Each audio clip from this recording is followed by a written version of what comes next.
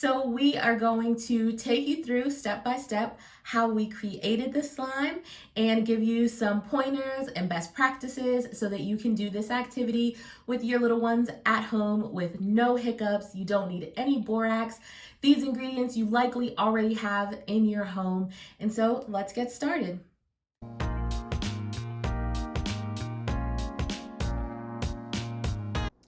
Before we get into the recipe, please don't forget to like, subscribe, and share.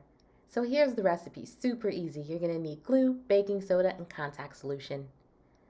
First, you're going to pour the glue into a bowl. Sometimes it's kind of hard, so you might need to give your little people a hand. And then once it gets going, it comes out kind of easy. Next, you're gonna take a half a tablespoon of baking soda. And then you're going to put 1 1/4 tablespoon of contact solution. And just mix, mix, mix. This is the part that the kids really get engaged. Once it's mixed well, you can squeeze it and knead it in your hands. And you'll want it to get to this consistency where you can kind of stretch it out like this. All right, so here's the recipe again. You're going to need glue, baking soda, and contact solution, a bowl to mix it all in, and some mixing utensils. I'll put links in the comments to the type of glue that we used.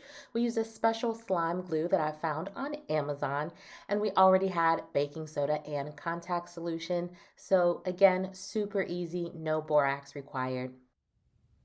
So last night we went through this project of creating slime to give away for Halloween. So we are going to a trunk or treat tonight and we wanted to give away little cups of slime. Wait right there, let me actually go get it so you can see it. All right, I'm back. So we made these little treat bags to give away for the trunk or treat tonight. And inside there is a little container. We used condiment containers of slime. And so the kids were so excited to help me with this process. I think we made something like 72 little containers of slime. All right, so I hope you enjoyed our video and I hope that you're able to use this slime recipe that does not require borax with your little people. Please comment below if you've tried this recipe, if you have another favorite recipe that you'd like to share. We've also tried the Jello edible slime recipe, which was super easy, super fun.